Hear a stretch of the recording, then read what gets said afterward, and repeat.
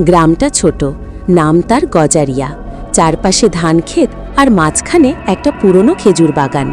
গ্রামের মানুষজন দিনের বেলা ওই পথে গেলেও রাত নামলেই সবাই এড়িয়ে চলে, কারণ তাদের বিশ্বাস ওই বাগান অভিশপ্ত। অনেক বছর আগে গ্রামের এক দরিদ্র নারী হাসিনা, স্বামী মারা গেছিল খাজনার বোঝা বইতে গিয়ে। মানুষ বলতো হাসিনা জাদুটোনা করে। একদিন খরা এলো, ফসল নষ্ট হলো। গ্রামবাসী হঠাৎ ক্ষেপে উঠল, তারা হাসিনাকেই দায়ী করল।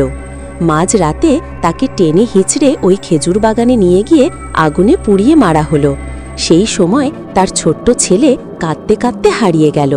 এরপর থেকে গ্রামের বয়স্করা শপথ করে বলে আসছে, খেজুর বাগানে এখনও সেই মহিলার কান্নার শব্দ ভেসে আসে, আর মাঝে মাঝে বাচ্চার কণ্ঠস্বরও শোনা যায়। রাহাত শহরের ছেলে, তবে গজারিয়ায় মামাবাড়িতে বেড়াতে এসেছে। শহরে শিক্ষা আর যুক্তির কারণে ভূত প্রেত বিশ্বাস করে না। একদিন সন্ধ্যায় বসে গল্প হচ্ছিল, মামা হঠাৎ বলল, ওই বাগানটা চিনিস তো, কখনো কাছে যাস না।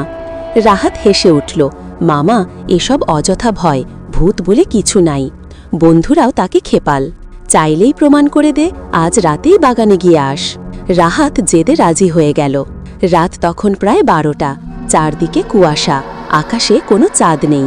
হাতে টর্চ নিয়ে রাহাত বাগানের ভেতরে ঢুকল। বাতাস নেই, তবুও খেজুর পাতার শব্দ সা সা। হঠাৎ টর্চ নিভে গেল, অন্ধকারে যেন চারদিক ঢেকে গেল।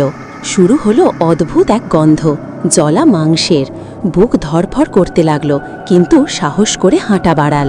হঠাৎ কানে এলো মৃদু কান্না, এক মহিলার গলা, যেন দূর থেকে ডাকছে, আমারে ক্যাডা বাঁচাইবে, আমার ছাওয়াটারে কই। রাহাত ভয়ে গলা শুকিয়ে গেল, কিন্তু পেছনে তাকাল।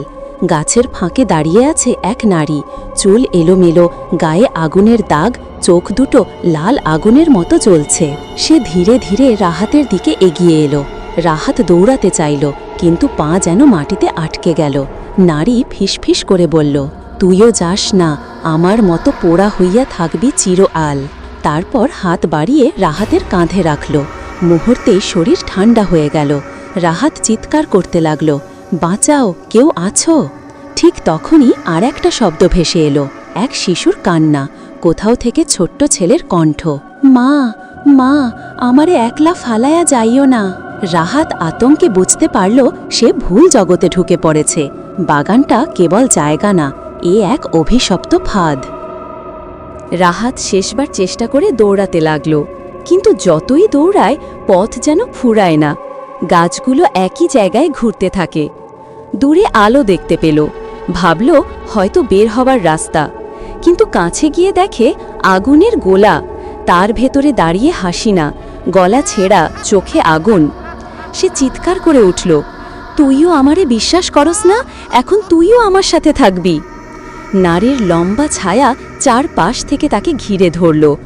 রাহাতের চোখ অন্ধকারে ঢেকে গেল।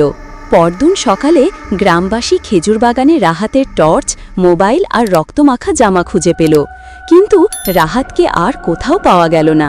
লোকজন বলে সেদিনের পর থেকে রাত গভীর হলে বাগান থেকে দুটো কণ্ঠ শোনা যায়, একটা মহিলার আর একটা পুরুষের, আমারে বাঁচাও, আমারে ছাড়ো। গ্রামবাসী ভাবে হাসিনার সাথে এখন রাহাতও আটকা পড়েছে। অভিশপ্ত খেজুর বাগান আর একটা আত্মা গ্রাস করল।